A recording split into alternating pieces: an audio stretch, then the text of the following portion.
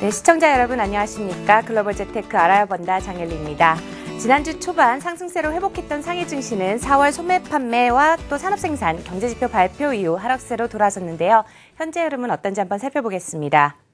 상해 종합지수는 전일 대비 0.46% 하락한 4,288포인트 선에서 움직이고 있습니다. 상해 증시 자세한 시장 상황과 A50 선물 투자 전략에 대해서 도움 말씀 주실 분 모셔봤습니다. 오늘 도움 말씀 주실 분은 유한타증권 골드센터 영업부 선물팀 박정범 차장입니다.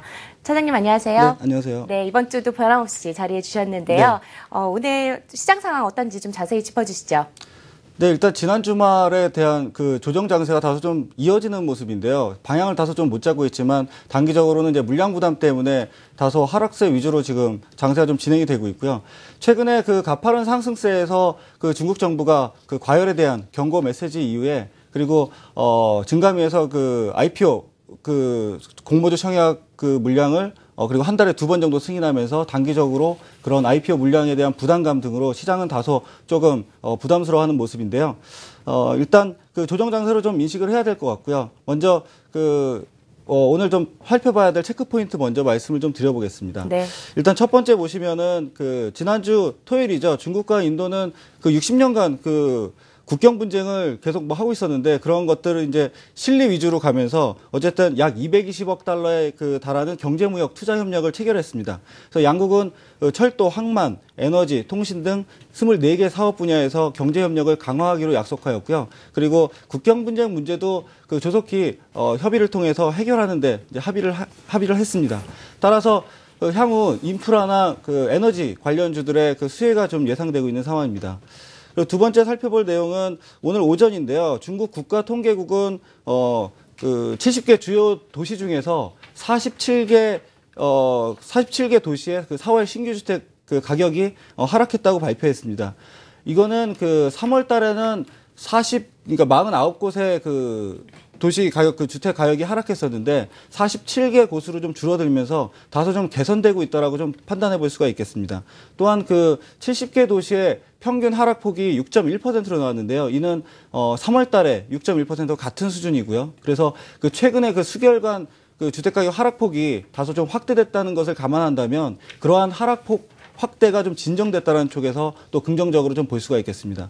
이렇게 그 주택 쪽의 어떤 가격 진정 국면은 뭐 아시겠지만 최근에 그 중국 정부가 계속 그 잇따른 그 통화 완화 정책 그리고 3월 달에 있었죠. 그 부동산 주택담보대출 규제 완화 이러한 것들이 어떤 시장에서는 조금씩 영향을 좀 받고 있다라고 이렇게 해석해 볼 수가 있겠습니다.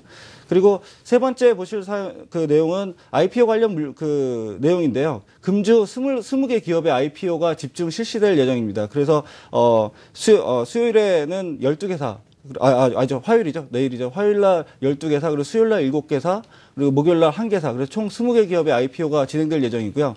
규모면은 약 3조 위안 정도가 좀 몰릴 것으로 좀 판단이 되고 있습니다. 그래서 이러한 것들은 어쨌든 단기적으로 증시 상황에서 수급 상황에서는 다소 좀 부담으로 작용할 수 있겠다라고 좀 볼 수가 있겠습니다.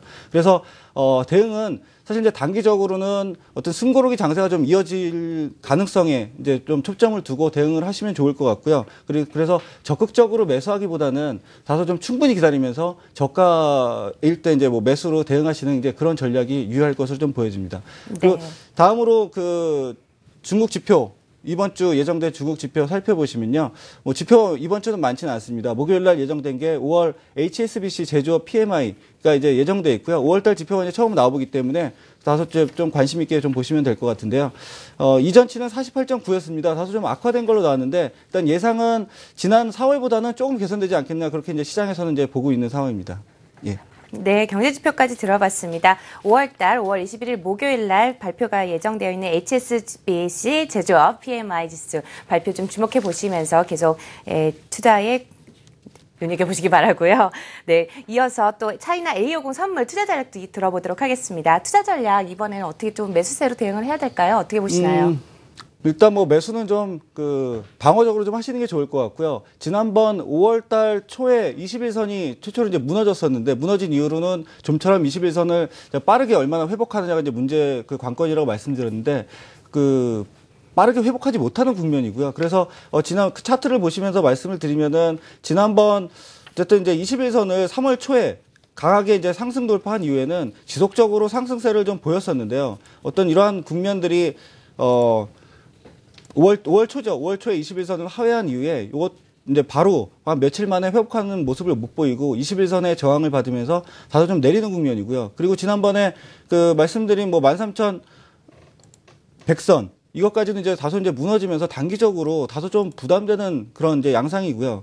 그래서 과연 그러면 이 조정 양세가 어디까지 갈 거냐 이게 가장 이제 또 중요한 게 좀 봐야 될 텐데 일단 30% 조정대가 조금 넘어서는 모습을 보였고요. 확률적으로는 좀 높다고 말씀드렸는데 일단 추가적으로 가격 조정 및 좀 기간 조정을 좀 염두에 둬야 될 것 같은데 그렇다면 다음에 관심 있게 봐야 될 그런 지지선은 지난번에도 말씀드렸지만 약 50% 조정인데요. 현재 한 61선에 걸쳐 있고 12,500선에서 12,600선 이 정도 부분이 2차적으로 좀 지지가 될 거라고 좀 예상을 해볼 수가 있겠고요. 이 부분은 어쨌든 50% 조정에다가 그다음에 파란색 선이 지금 61선인데요. 61선의 지지 그리고 최근에 그러니까 지난해부터 올라온 이 상승 국면에서 어떤 그 지지 라인이 좀 볼 수가 있겠는데 이 상승 채널에 보면 현재 12,500에서 600 정도가 지금 대부분 걸릴 수가 있기 때문에 이 부분이 좀 주요하다라고 볼 수 있겠고 지난번에도 말씀드렸지만 어떤 그 가격 조정 국면은 다소 조금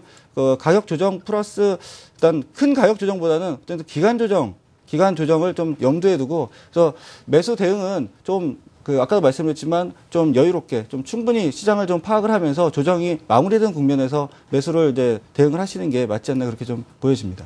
네, 오늘도 잘 들었습니다. 오늘 도움 말씀 주신 분 유한타증권 골드센터 영업부 선물팀 박종범 차장님이었습니다. 감사합니다. 네, 감사합니다. 네, 잠시 후에는 중국 증시 특징주와 함께 관심 가져보면 좋을 종목에 대해서 한번 알아보도록 하겠습니다.